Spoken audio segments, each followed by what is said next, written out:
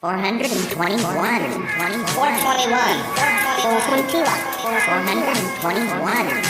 421.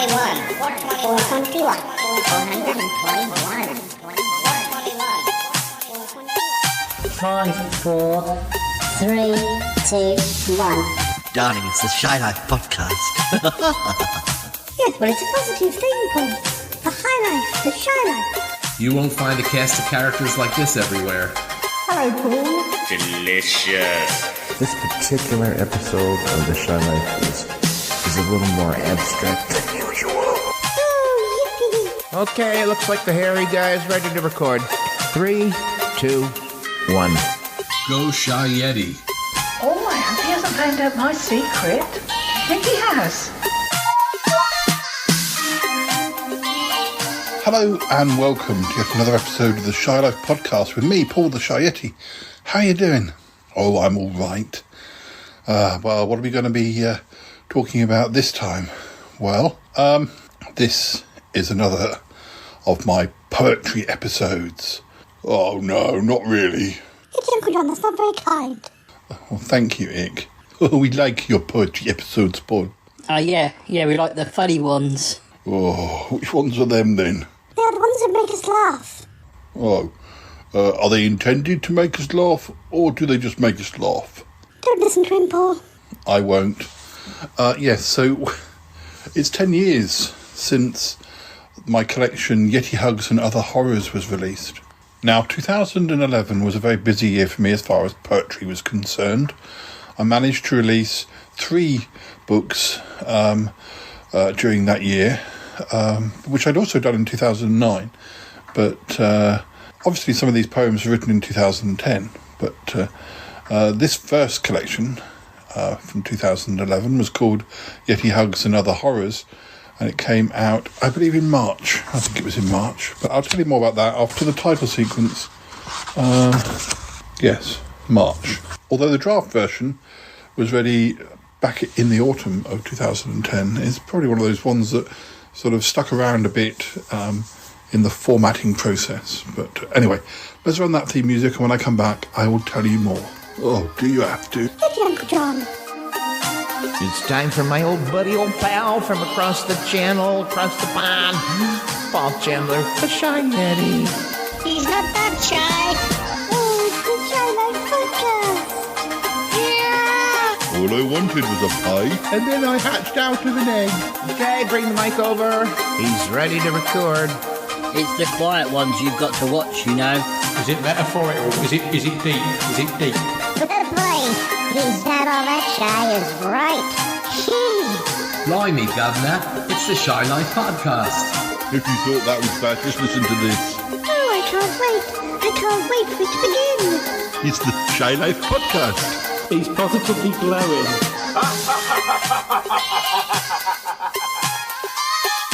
Hello, back again. So yes, Yeti Hugs and Other Horrors.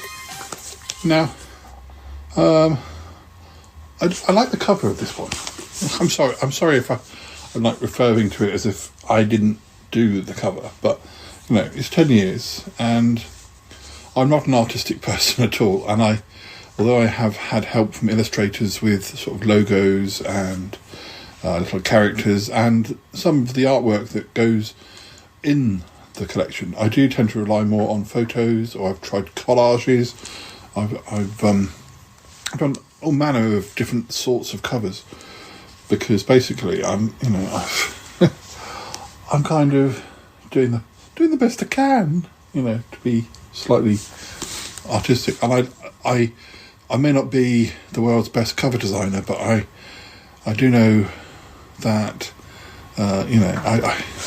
I do want there to be lots of photos in all of my books, and the cover of Yeti Hugs and Other Horrors is one of the first of my white covers, where basically I designed it on an A4 page, and which is why it is white, and quite a lot of my book covers around this time were white with things attached to it, with photos and lettering sort of design, because it had been designed on an A4 page. Now on the front cover there are two sort of smallish pictures of me. One where I've sort of put the camera not exactly on the ground, but I faced the camera upwards with trees above me, and I've peered down at the camera, pointing and with a rather sort of manic grin on my face. And that's one of the pictures. Then at the bottom of the book there's a picture of me eating what can only be described as a wooden fish, or making it look like I'm about to eat a wooden fish. I can't remember where I found that wooden fish. It was on one of the walks that I was doing with Callum, presumably in 2010, and I couldn't really eat the fish because it was made of wood, but I have a good go, and pulling a face. The lettering is, not sure what sort of lettering that is, but it's nice and bold and capital, and so it's called Yeti Hugs and Other Horrors, a curiously fuzzy collection of poems, prose and short stories. Because it was around this time that I sort of started writing some short stories, and I kind of got interested in writing short stories again. And as I was putting this collection together, I came up with one or two. I've been reading a lot of short stories. I used to write loads of them back when I was at school, but I started reading a lot of short stories again, and it made me interested to write some short stories. And later in the year I wrote lots and lots of little short stories. A lot of them you will have heard from the book that comes after this one. I won't tell you about that one this time, but so yeah, you've got the front cover. You also got the Yeti logo, the Yeti character, that my friend Vinnie Vincent drew back in about 2007.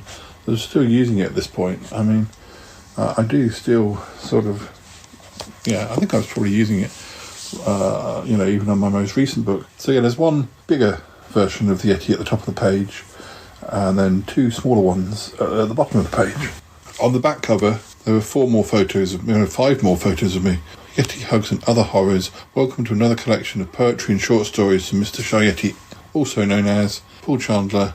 There's all kinds of strangeness going on inside. Go on, take a peek. The top picture is me looking down a pair of binoculars, but the binoculars look kind of weirdly like eyes, and I'm putting a face. It sort of, kind of gives me a strange sort of expression. Then there's a picture of me where I had a camera for a while. You could do special effects to photos after they'd been taken. If, for instance, everybody was smiling and one person wasn't smiling, you could focus on that, and you could add a little smile to that person's face. You could get away with it. But I've also, of course, experimenting, discovered that you could put the effect and then take the photo where you put the effect and then put it through the smile thing again. So eventually you'd end up with a sort of Joker-esque smile. So there's a picture of me smiling, but I've got this really scary smile because I mucked around with the special effects of my old camera. There's also a picture of me with a plastic skull, a picture of me on a beach in LA, and a picture of me with a plastic wig on for one of my shows, although sadly the ISBN number is sort of blocking that picture, but there we go, doesn't matter. So the blurb inside, it lists some of the poems, it lists some of the short stories, but I'm going to read you the titles anyway, so I won't bother reading that. But it does say Yeti Hugs and Other Horrors is the latest collection by Paul Chandler. It includes 55 new poems, 6 vignettes inspired by a trip to Hollywood, and 9 darkly humoured yet creepy short stories. It was written between December 2009 and October 2010.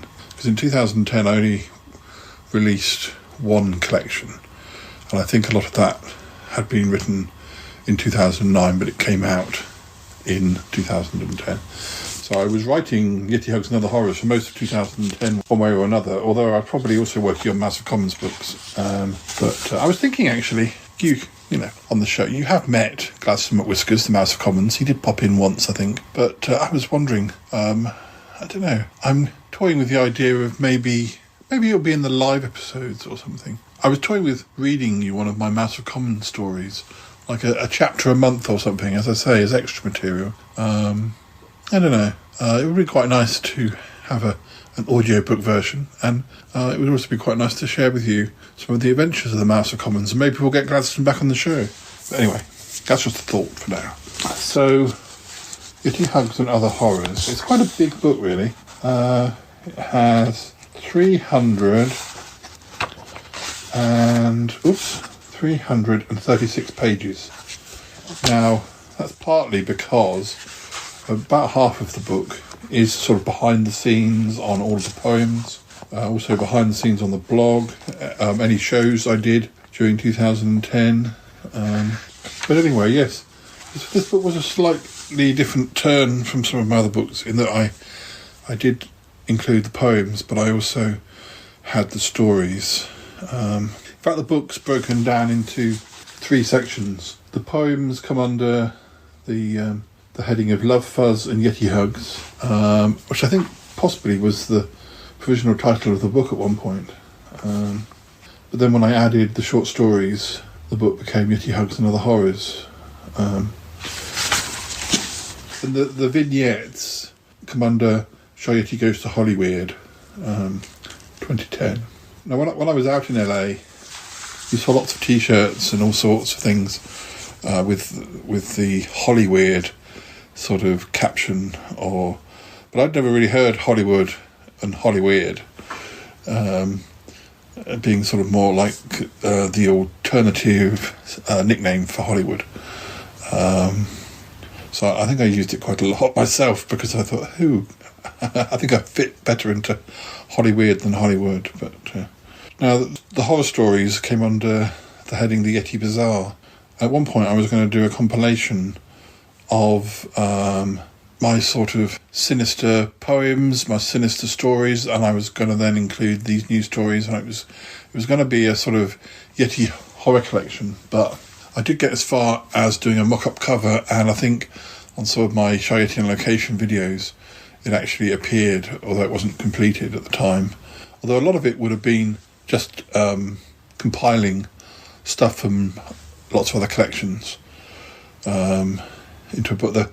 There wouldn't have been a lot of work involved, but it's just one of those things where I really just filled my day with far too many writing projects which weren't, I couldn't complete them all.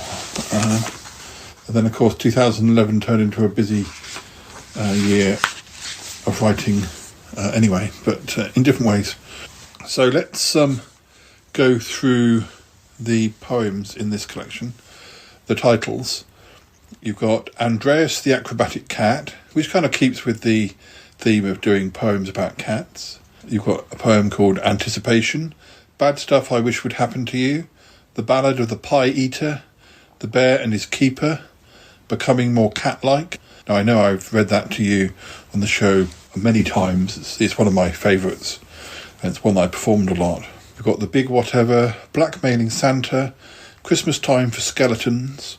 Those two were pieces that I released around Christmas 2010 on my blog.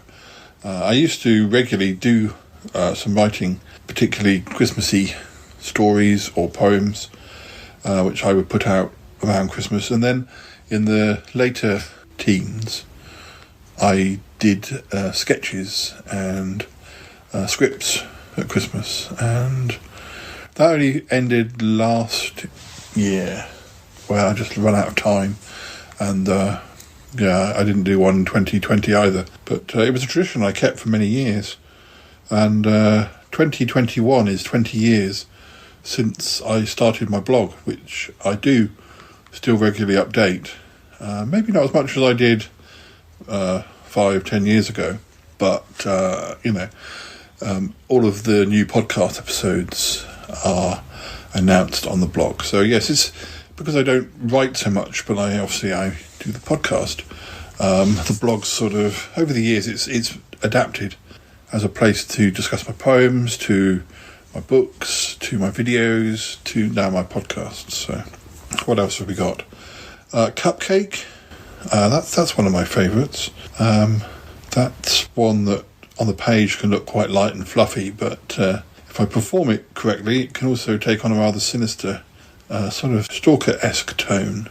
The Cutest Guy in the Band, The Death of Love, L'amour d'amour. Now that reminds me that at one point this book was going to be called The Death of Love, or L'amour d'amour. But I think I found that there was a heavy metal band, or some rock band, who called their album The Death of Love, or L'amour d'amour, or that it was a famous book. I forget now. But let me have a look. Rather than tell you incorrectly, I probably wrote about it at the time. Here we go. Death of Love. Yes, it was suggested to me as the title of the book on the 22nd of November 2009. So you can see how long it took me to... I was working on this book for quite a while. It says here that the title was mainly being used by sad goths, according to my friend Dan. I did keep it as a subtitle.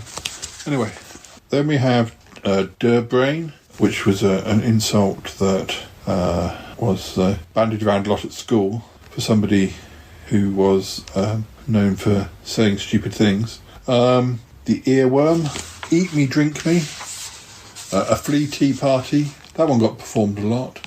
Geography Be Damned, Giving Up on Giving Up, Going Down the Shops with My Cyclops, I Can't Snog You, I'm Dating Them, I Know Him, I'm All for Animal Rights. Geography Be Damned is one of the ones I performed in LA at the Hollywood Poetry Night, well, amongst others. But that was one that was written about having a long-distance relationship. I'm All for Animal Rights was written... That's a monologue, I suppose. That was written for one of my poetry nights, where the charity I was raising money for was an animal shelter. Then we have If You Call, I'll Let the Phone Ring. It's Not Easy Being Scary. I Wasn't Good Enough for Him, Just to Get Myself to You. That was another one I performed a lot about being in a long-distance relationship. The Men in White Coats Are My Friends. Money For. The Moths Are Gathering in My Wallet. Mutter. My American Hunk. My Enemy, My Friend. My Selfish Cat. My World Is Flat. No One Ever Felt Cool, buying an MP3 file. The Only True Love I've Hated. On My TV. The Parents Turn Against the Children. The People Who You Love When You're Young. Photos on Facebook. Pies I Don't Like. Respectable Texts. I think that one got quite a lot of performance. Set Them Free. Streetlight Glamour. A Sweet Tale. That Old Blood Moon. Waiting for Ghosts. We Can't Keep Doing This. We're an Item Now. When She Was Just a Little Girl. Work Is Rubbish. You, Me and the Hollywood Hills. That was another one that I performed a lot. Your High-Kicking Days Are Over, Darling. Your Own Sweet Oxymoron. You Truly Were the Handsomest. And then the vignettes about Hollywood were called Addiction, Film Star, First Snog, Flavours, Perfume, and The Stars on Hollywood. And the short stories, macabre short stories, were called Access Prohibited, The Autograph Man, Headspace, The Jelly Bear, The Mascot, A Serial Killer in the Library, Standing Room Only, The Tattooed Skeleton, and The Unwanted Neighbour. Yeah, I mean, most of those stories are only about 4 or 5 pages, so I'll probably try and share some of those with you at the end of the episode. Or if I record too many, I can always hold them over for extra material. Now, I'll pick through some of my favourites, and I'll try not to read ones I always read, as much as I do like some of these ones. I have performed some of them a great deal. Now, there's a cat that appears on page 9 of this book, just as the book becomes Love Fuzz and Yeti Hugs. And it's a cat called Jake, who was my colleague at work's cat, Lorraine. If she ever got a good picture of her cat, she'd send it to me, and I included it in my book. But not Dealey, although Dealey is here. In fact, Dealey appears on page 11, one when he was really quite small, back in 2005, so he was only, less than a year old, and then a picture of him as he was in 2009. I mean, he was still very young. Compared to how old he is now, he was only He was less than 5 when this book was written. I'll read this one. Andreas the Acrobatic Cat. Andreas the Acrobatic Cat, oh, he is quite a sight to see. He is happy doing backflips or just sitting on your knee. He will balance on a lily pad using only his back paws. Yes, he much prefers to balance than to tiptoe on all fours. You will find him on the rooftops watching birds down on the hedge, like some living weather vane hanging right across the edge. He really ought to be more careful in case he has a tragic slip, but Andreas is an expert. No, there's no chance he'd ever trip. Andreas the Acrobatic Cat, oh, he loves to flirt with danger. He's pretty nifty in a crisis, he doesn't need a fighter ranger. He's the garden's bit of muscle, should the sparrows get too cocky, should a blue tit need some help, or if a beetle's life gets rocky. He will swing from out the trees, or he will skate across the ice. If he hears a cry for help, that cat will always have advice. No, he really shouldn't dangle from the tower of the church, but Andreas knows his stuff, bird watching high upon his perch. Andreas the Acrobatic Cat, no, he doesn't have a care. See him teeter on a creeper that is no wider than a hair. Along the rafters see him go, across tree branches see him scamper. He's very worrying to watch, but it is best to never tamper. See him high up on the wall, let him go his merry way. Up there when the wind is blowing, see him quiver, see him sway. He is out there in the dark, he lives a life so very risky. In the ice or in the snow, he gets his courage, sipping whiskey. Andreas the Acrobatic Cat, he is a whiz at backward rolls. His ambitions, they are great. He's taught his tricks to mice and voles. He is passing on his talents to the birds, the bees, them all. He's fixed a safety net up to keep them safe, yes, should they fall. They've got a taste now for the high life. They are working on an act. A spectacle of daring do, yes, if you wish to be exact. So now he travels on the road, his show's an acrobatic treat. Andreas cannot help but purr for dizzy heights. Make life complete. I'm going to look at the end of the book and see exactly what inspired this poem. As I say, I'll read some of the poems, but I will also tell you what's at the back of this book as well. One of the things that's at the back of the book is the stories behind the poems in this collection.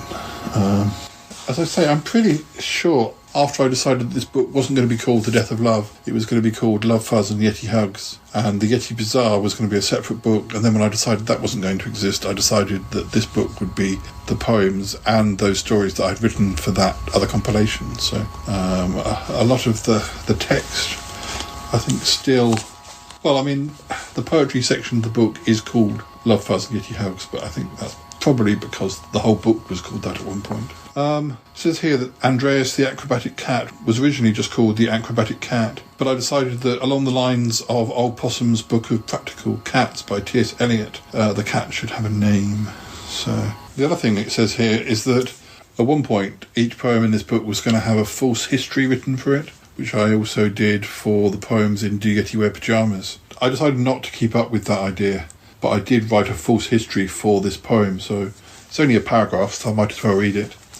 Andreas the Acrobatic Cat is all about a cat I know called Andreas. Well, to be honest, you don't really have to be some kind of clairvoyant to guess that one now, do you? The real Andreas fails to be quite as acrobatic as the cat in the poem. However, I was keen to flatter the young moggy, as he also appeared to be my bank manager. I mean, what could I do? Please don't share this with anyone, but you must see what a difficult position I was put in. How do you tell your clod-hopping feline bank manager that no, they are not exceedingly acrobatic, when they are holding over your head the decision as to whether they grant you a mortgage or not? So yes, I lied. I told him that his acrobatic prowess was far above all other cats that I had ever met. I told him this when I visited him in hospital after he had undergone a rather unfortunate fall from the roof of his own cat basket. He hadn't been that high off the ground, but he had still managed to fall and almost crippled himself. Hence the hospital visit. Poor Andreas. There must have been a loose tile, he told me, and all I could do was nod and reassure him that he was right. Andreas is not an acrobatic cat in any way, shape or form, but if you meet him, please don't tell him that I said that. My life and my mortgage depends on it. It was fun writing those sorts of silly things, but I think this book kept expanding. getting bigger and bigger as I added things to it, and that's one of the things that I had to sort of cattail. According to the back of the book, I wrote it between the 21st and the 27th of December 2009. The next poem, Anticipation, it's a bit of a naughty one. Well, terribly naughty. I might save that one for another day though. It was written at the end of a relationship when things appeared to have ended, and yet, but then maybe it was harder to end them than I thought. As I say, I'll save it for another time. This one is called Bad Stuff I Wish Would Happen to You. Bad stuff I wish would happen to you. Here are just some of my thoughts. That a witch might well hold you her hostage and then make you lick one of her warts. A squirrel might blackmail your sister. A cheerleader might flirt with your gran. A giraffe with a chip on its shoulder take a wee in your fresh bowl of bran. An ostrich might peck at your noggin, or a crocodile give you a ride. Oh, a 60-foot hairy gorilla might well choose you to be his own bride. May the gals of the Dear Mothers Union stick some strychnine within your jam scone, or to show you they're good with their hands build a bonfire to toast you upon. May a ravenous hedgehog just eat you. May you join a fanatical cult. Any manner of bad things could happen, and with glee I await the result. Bad stuff I wish would happen to you. Here are just some of my views. The Queen might decide to behead you, or pigeon might shit in your shoes. A large hippo might show up at dinner, may well slurp up his soup and then snore. A flotilla of frogs might alarm you in a way that you just can't ignore. May a cat in a wigwam molest you and then toss you right into a sack. May a torturer move in next door and insist that you try out his rack. It is hard to decide at short notice, without finding myself in a rush, what embarrassment should next befall you, what foul thing that would cause you to blush. If I put a large eel in your bathtub, but I did so with charm and with tact, I could lie back and watch what might happen, and enjoy the scared way you react. Bad stuff I wish would happen to you. Here are ideas I suggest. That an evil magician comes calling, then sends you on some creepy quest. That a spider might crawl in your ear hole, and then tickle your brain with a stick. That a badger might hide in your freezer, and then deal you a mean kung fu kick. You deserve all these things I'm preparing. I am noting them down on a chart. It's revenge for the torment I suffered, and for crushing my poor lonely heart. I am training my minions of Yeti to do stuff that may simply appall, like setting your legs out as goalposts and then using your head as the ball. May the worst kind of nastiness grab you and then chew up your sad, desperate soul as I clap from the cheap seats, ecstatic, as it nibbles you and then eats you whole. Well, there we go. I think some of these poems, ultimately, this is why reading my poems on the podcast is much preferable to performing live, because a lot of my poems are quite tongue twister like, and it's difficult to get your tongue around some of the rhymes and the rhythms. It's hard enough when I'm reading them on the podcast. You should hear the amount of times I muck up my lines. Trying to get a whole poem out without mucking it up was always a bit of a problem. I managed to make it through most of them when I did my shows, but sometimes it was a close thing. I rarely got a 100% perfect take, first take, complete take. So there we go, bad stuff I wish would happen to you. As I flicked through the book, there was actually one or two little drawings that I did do myself, because in the winter of 2009, I got quite interested in sort of drawing with pastels, and the sort of pastels that could be blended, and I did a snowman, which is on my wall. It's all sorts of blues, and it was quite fun. I've never been that good at art, but on the other hand, I do like to doodle, and with my poem becoming more cat-like, I did do some sort of cat drawings. Now, I guess the photos of the colour version of this still exist on a file somewhere. I really need to go through my old pen drives and move the photos onto a bigger drive. I'm not sure what happened to the original drawings or whether those even survived. The snowman is on my wall, so that still survives, but I don't know what became of the cat, or the colour version, the original version of the cat that appears with Becoming More Cat-Like. Do I give you a rendition of Becoming More Cat-Like? I kind of have to, don't I? It is one of my favourites, and it is one that I perform a lot, and I would still perform if I was doing a show today. Let's do it. Becoming More Cat-Like. I'm becoming more cat-like as time shuffles on. I'm beginning to wonder quite where I belong. Is the branch of a tree or a spot by the fire? Seems a sort of snug place for this lad to retire. As I stretch out my paws and dream sweet dreams of fish. With my breath tuna fresh, I need food in my dish. Still I have to consider the fact now just that I simply don't have 9 lives. No, I'm not yet a cat. I'm becoming more cat-like as time passes by. When it comes to catnip, I've never been shy. I'm beginning to get me a definite purr. I've no shame when I lie back to flourish my fur. I found me a nice post to get me a scratch, for the hound whose next door I'm hardly a match. On my red velvet cushion I'm happily sat, every day getting rounder and more like a cat. I'm becoming more cat-like as months turn to years. I've a twitch in my whiskers, a flea in my ears. With one eye on my bowl and the swish of my tail, my attempt to catch mice, it is destined to fail.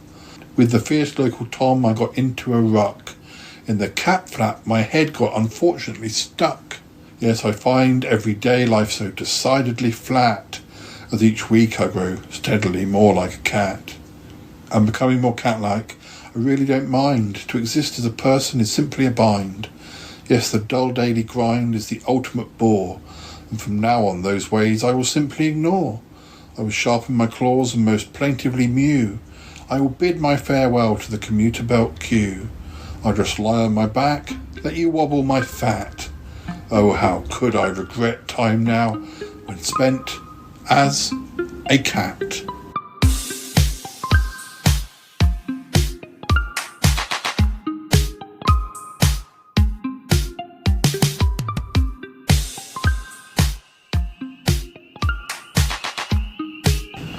What's he doing? What do you mean, Yeti Uncle John? What is he doing? He's reading his poems. Yeah, has he finished yet? No, I don't think he's finished yet, no. Oh, for goodness sake, I want you to watch the TV and he's sitting in the lounge. Oh, Yeti Uncle John, you're such a grump.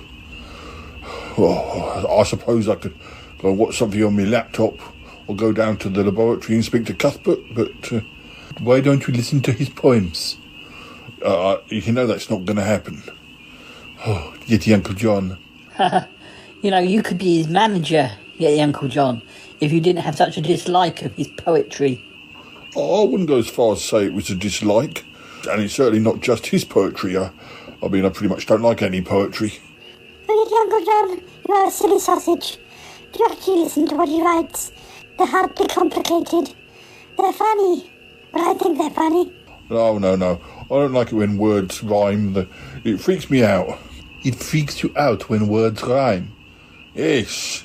Even in songs? Oh, yes, especially in songs. Oh, dear. Creeps me out. Oh, so weird.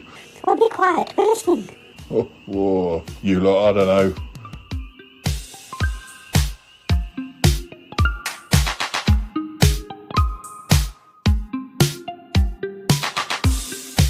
Now, around this time, I used to go to a nice cake shop around the corner from where I work, and I used to take photos of the cakes because they were like a work of art.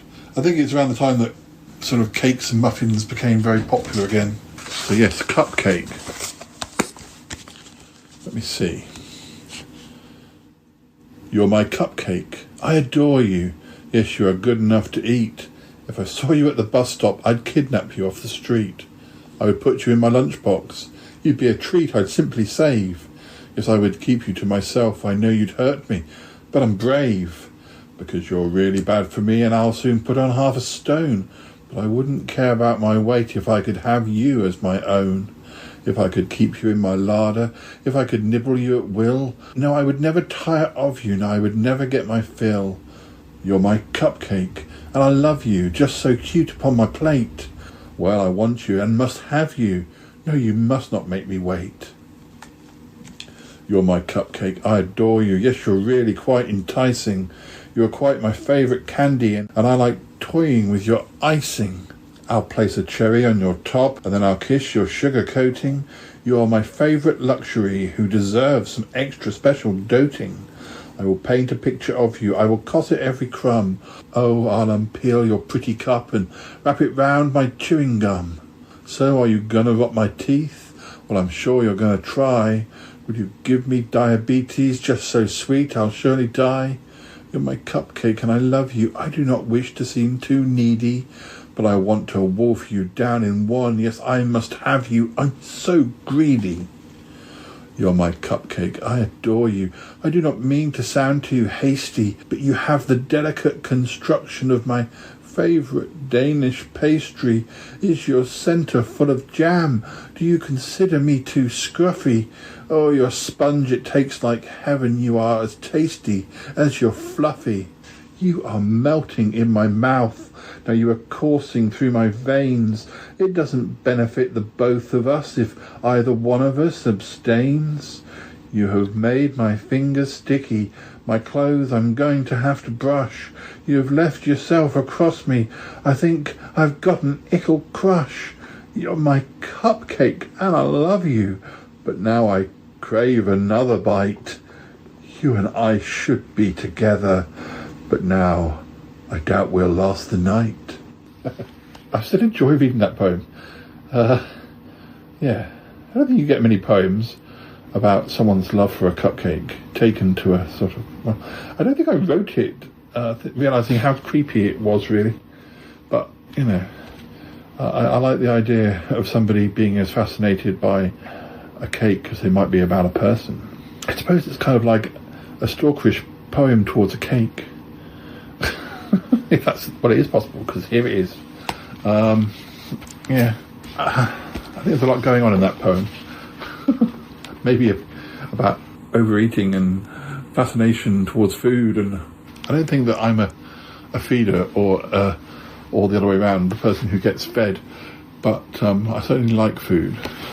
So it's not that much of a jump towards thinking about somebody who could be obsessed. Right, moving on. I suppose I should read The Death of Love, as it was nearly the title. In fact, here we are on page 30.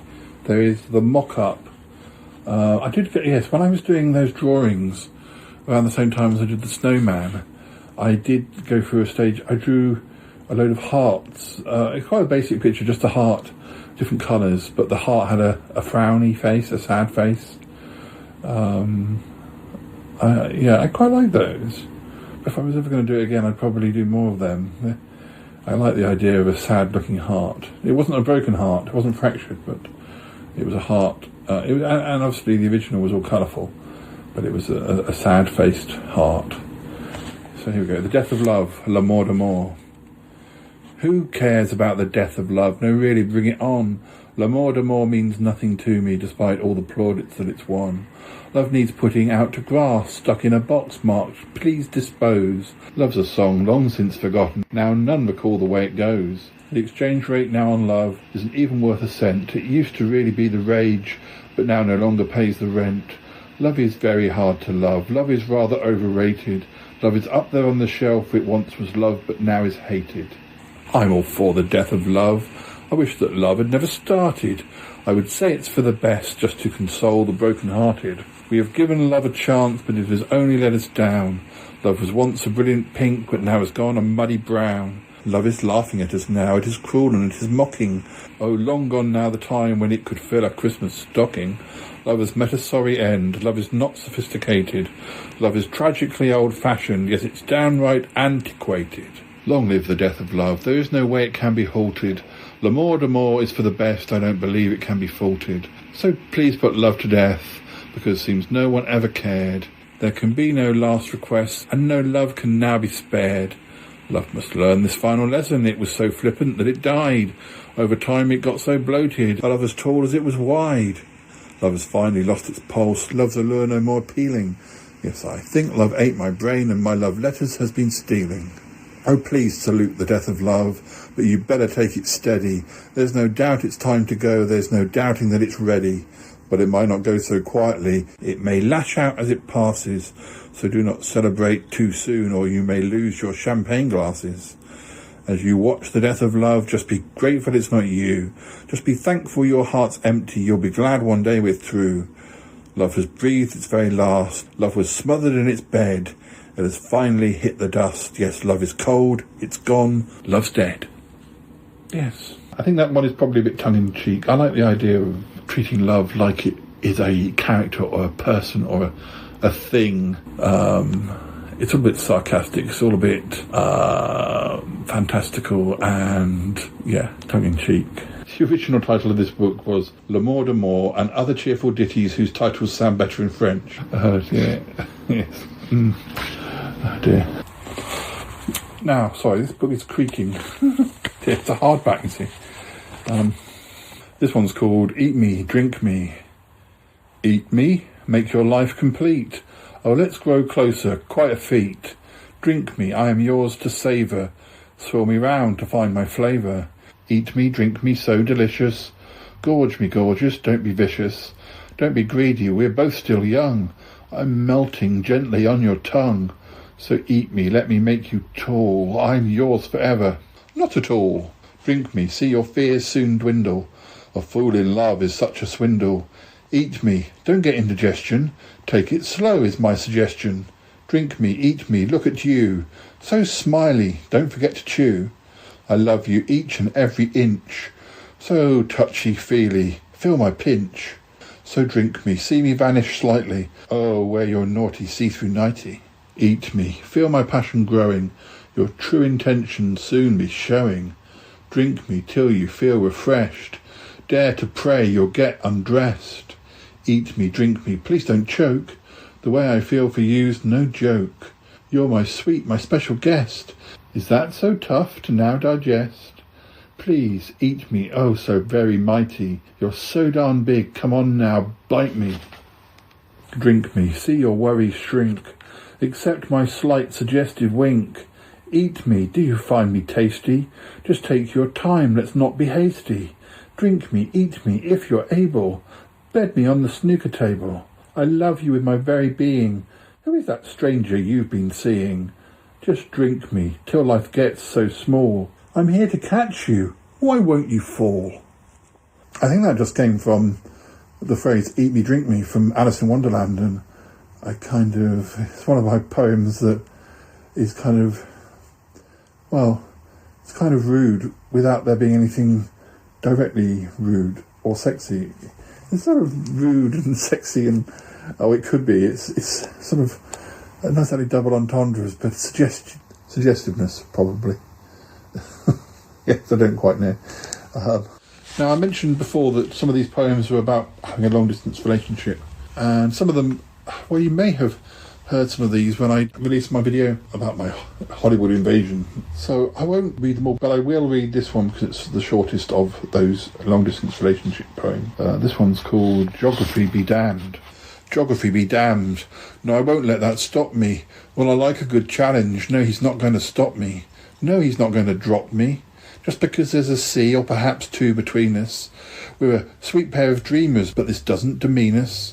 Well, they say it can't work, but if only they knew. I'm a born-again optimist when it comes down to you. So, geography be damned. I will keep on persisting. I am drawing you closer. There is no use resisting.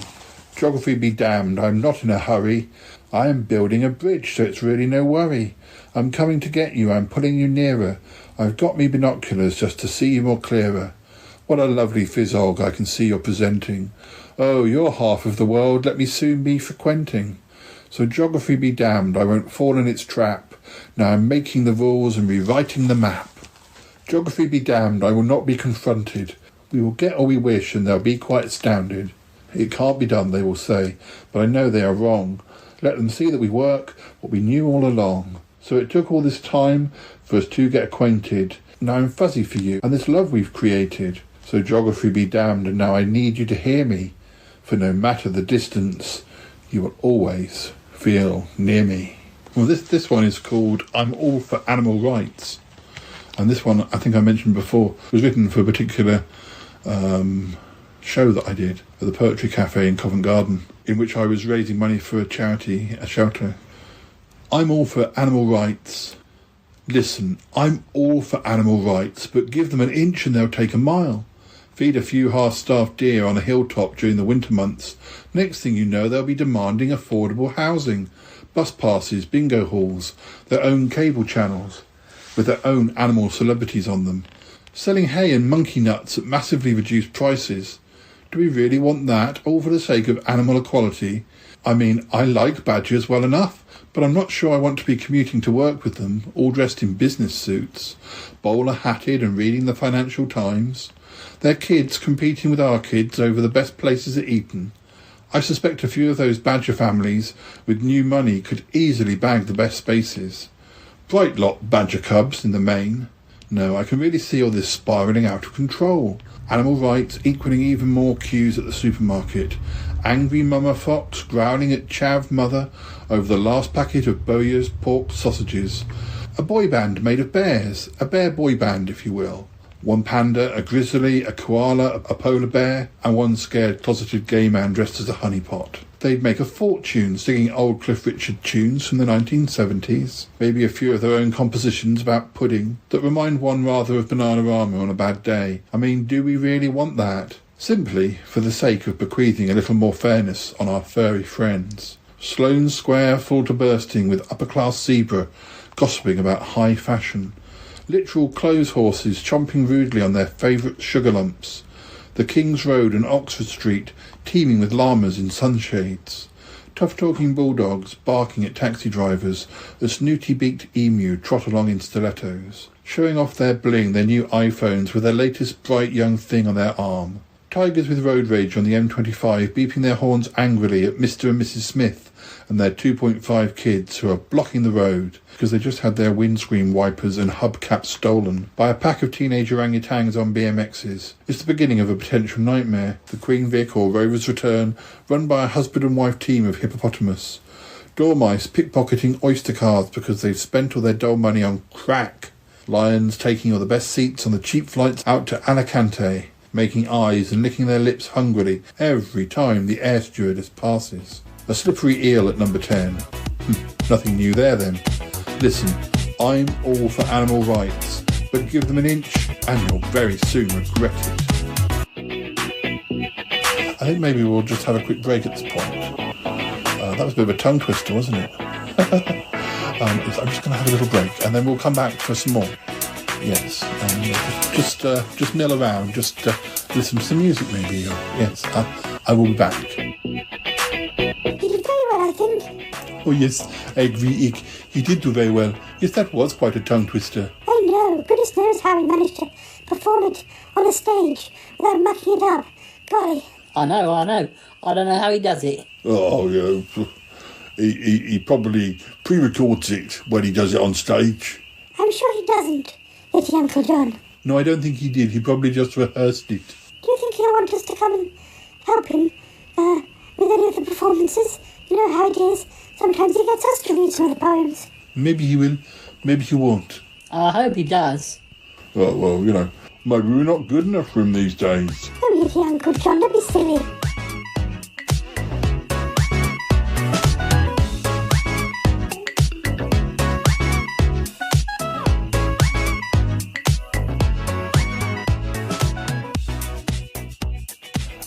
I'm going to skip through the book a little bit.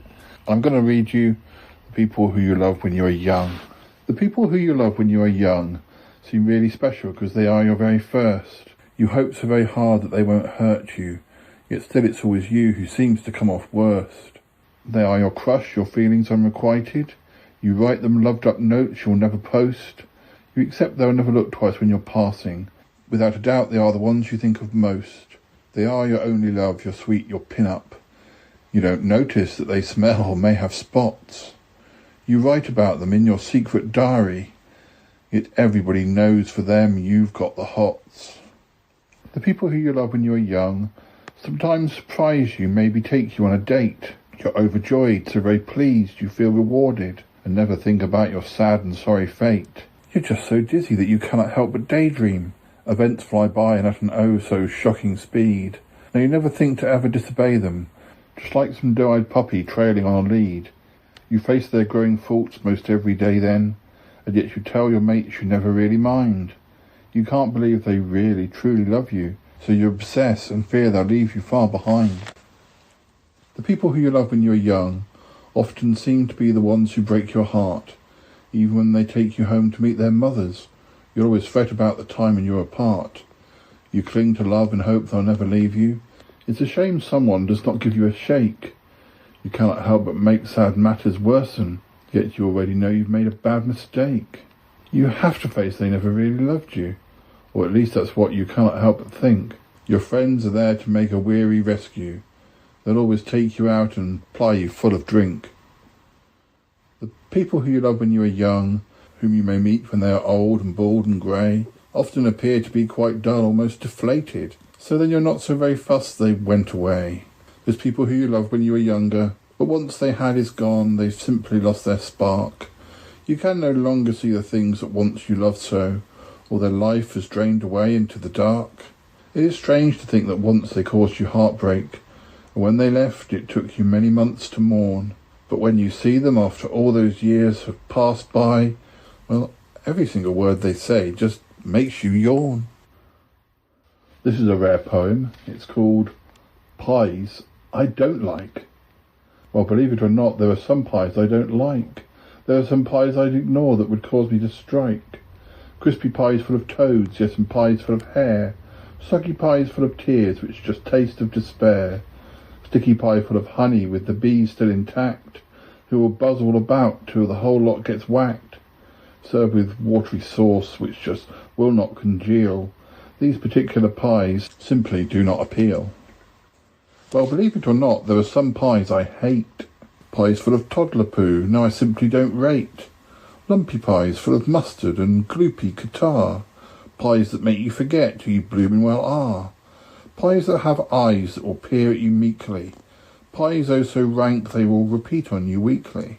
Pies far too rich, they make everyone puke. Oh, that anyone buys them, well, it's clearly a fluke.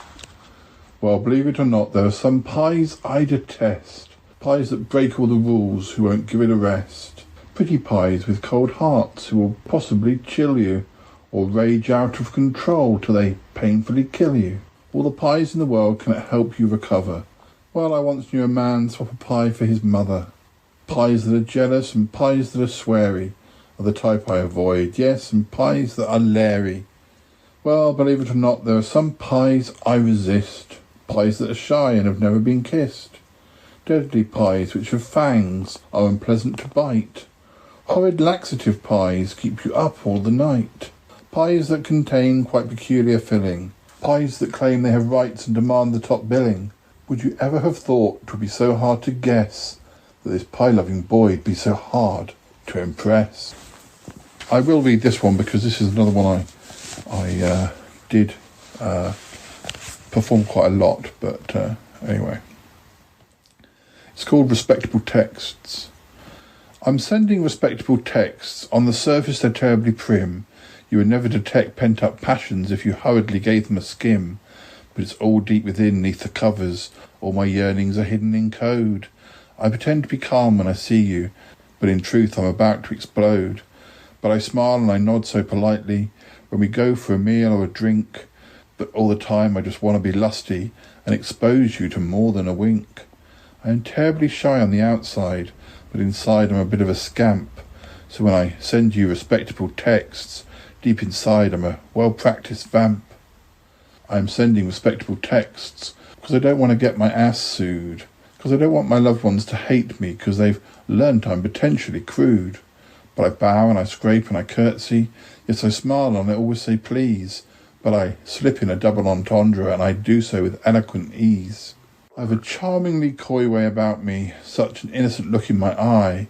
But the phrases I'm typing are filthy and the words about you they apply.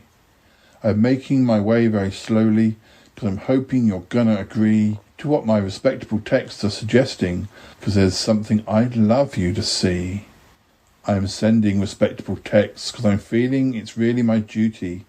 Whilst we discuss how the weather has been, I will throw in a phrase rather fruity. When I ask about the cut of your jib, or the cake that you claim to be baking, it's just my way of saying, I love you. You're so sexy, I think I am quaking.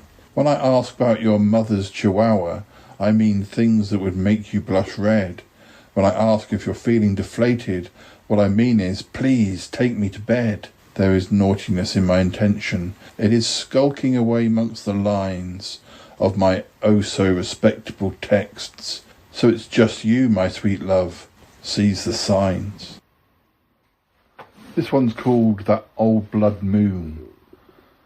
That old blood moon is rising, climbing high above the hill. It has done this many times, so it already knows the drill. It always seems to come in earnest, like it's trying out a stunt. It comes in search of all that's wicked. It's on some masochistic hunt. Across the fields it's slowly creeping. Above the trees it gently peeks. What does that old blood moon intend? Can we predict for whom it seeks?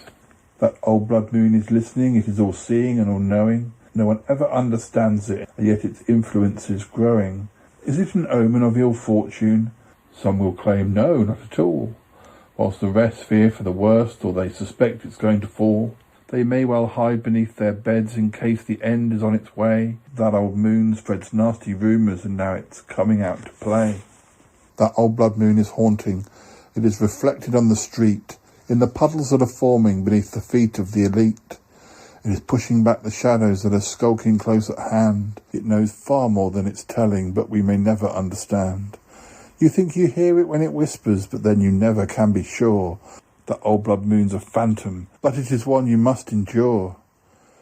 That old blood moon is watching as it shines across the bay. Yes, it knows that you are coming, and it senses that you'll stay. Yes, it knows your every question, but it would like to wipe the slate. It simply hides on the horizon, just lying quietly in wait. Why does it need to know your business? Why did the sad old moon start bleeding? Is it because its heart is broken, or just because it has been feeding?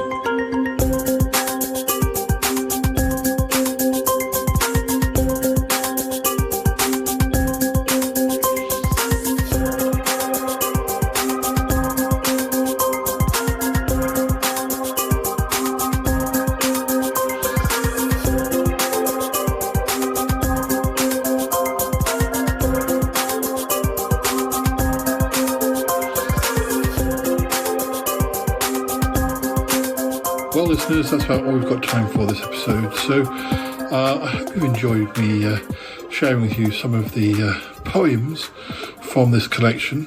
I can't believe it's 10 years ago, but we do have plenty more poems coming up over the year, because as I said at the start, I wrote 2 other collections, or published 2 other collections in 2011, not to mention the fact that 2021 is 20 years since my first proper collections. Paul, before you go, can we ask something?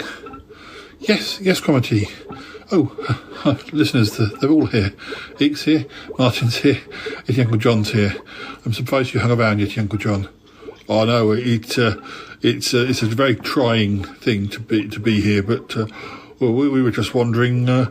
You'd not asked us to read anything this time. As much as I dislike your poetry, I do quite enjoy performing it. I don't know, don't ask me, it's weird, isn't it? Thank you, Yeti Uncle John. I was going to share a couple of poems right at the end, but Paul, you have skipped to the end very quickly. I thought there were supposed to be stories as well. Were you not going to read them? Stories and all the stuff that also fills up the book? Yes, Paul. I thought there was still more to come.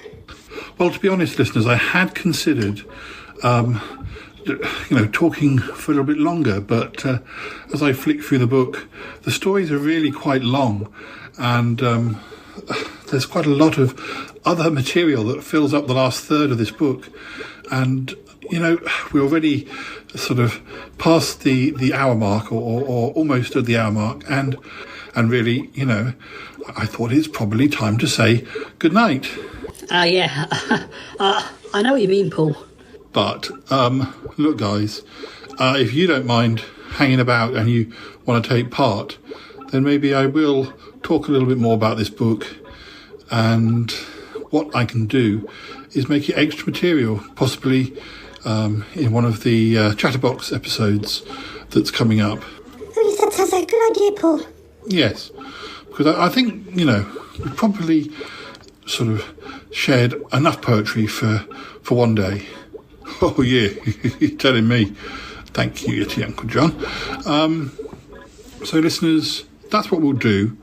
You've heard plenty of poems, and there are lots of stories. Some of the stories are, about 10 pages long, which doesn't sound a lot, but it would be if I was reading it. But, there are one or two shorter pieces that I might be able to do, and we can talk about some of the other things, some of the behind-the-scenes things on the book, in that form, I think. Is that all right, guys? Yes, but that's fine. Yeah, it sounds like a good idea. Yes, a very good idea. Oh, dear. Oh, yes, Paul, I agree as well. All right, then. Well, listeners, it's all agreed. We will say goodbye for now. I do have a couple of poems at the very end to share with you, and we will talk about this book a little more at a later date. And I don't think it'll be into the late summer until we talk about the next collection. But anyway, we've got plenty of other episodes in the can, so we will be back soon with one of those. I'm not sure which one yet. And you take care, and we'll say goodbye for now. All right. Thanks for listening, listeners. I hope you enjoyed my Yeti verse. All right. Bye-bye now. Bye-bye. Bye, listeners. Yes, sir. Bye, listeners. Oh, dear. That was a close thing, wasn't it? We might have got on for another hour. Yeti John, don't be so mean. Oh, dear. Bye, listeners. Bye.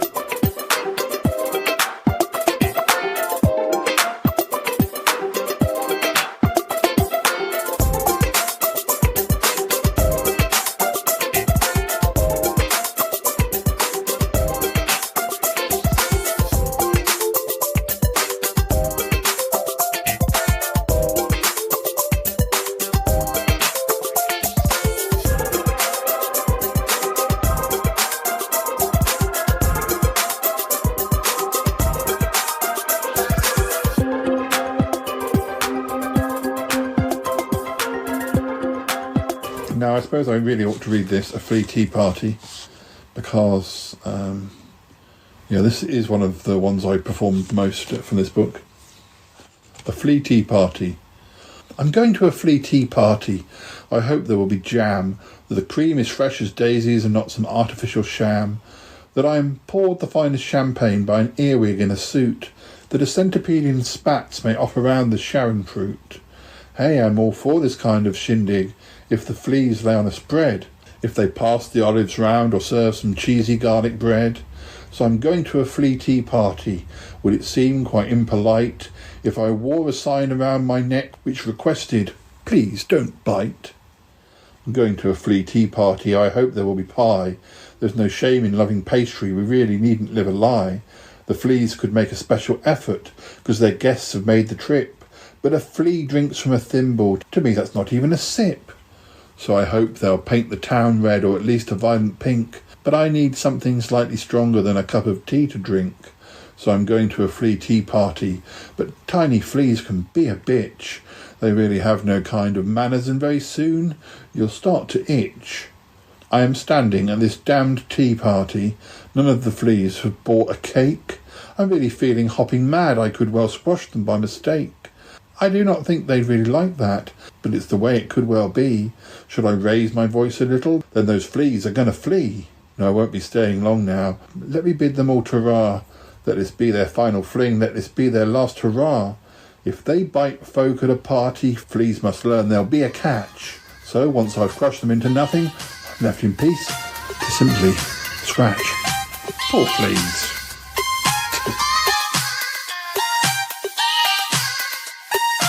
I gotta go now. I don't care! Bye. I want to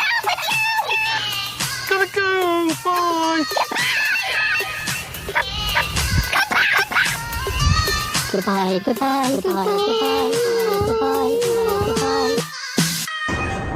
This show is part of the Pride 48 network. Find more shows over at pride48.com. Oh, such mysteries. That Yeti, he's crazy. Oh, yippee. I have a voice. I have a voice. You have a voice. You have a voice. We have a voice. We have a voice. Unique voices in podcasting. UnivazPods.net. Now this one's called The Earworm. I've got an earworm and he's singing in my ear. He's a fan of Leonard Cohen and his voice is loud and clear. He won't be quiet. I cannot get that worm to stop. He will not shut his bloody row from all that nagging Europop. He's lodged inside, has no intention to vacate, to croon the cheesiest of tunes, the ones most sane folk really hate.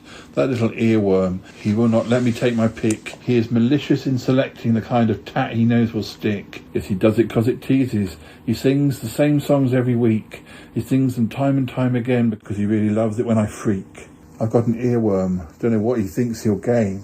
As he hammers on my skull, his karaoke in my brain. He gets the notes wrong, now to me this really matters. He has massacred the classics and turned chart toppers into tatters. Got his teeth into the top 10 and then he ripped its heart away. Busy chewing on the hits that I once adored to play. That pesky earworm, no, he will not let me rest. Keep singing chirpy cheep cheep until my dreams he does infest. Or he is causing me to shudder. I feel my mind begin to sag. Till my ears begin to droop. Next time he raps I think I'll gag. What could I be an earworm too? Give as good as I can get. Just bombard that little earworm with tunes so bad he'll not forget. He'll soon regret the songs he hummed. He'll soon regret his hasty fling. He'll soon regret he ever crossed me when he listens to me sing. I've got an earworm, and it's calling up its friends. They have no idea what's cool. They do not follow current trends. My earworm chorus. Well, it is quite a special treat. Not one of them can hold a tune. They're like a bunch of cats on heat. No, I don't mind a little pop, but what the earworm does is vile, for he will take the Rolling Stones, then sing them in a samba style. That evil earworm. I tried to poke him with a pin. I tried to wash him out with soap, but he only burrowed deeper in. So now he's singing louder, louder, my very favourite summer song. The earworm knows I can't resist. He knows I'll have to sing along. I had an earworm. He sat there sulking in my ear. It was my tuneless caterwaul that made the blackguard disappear.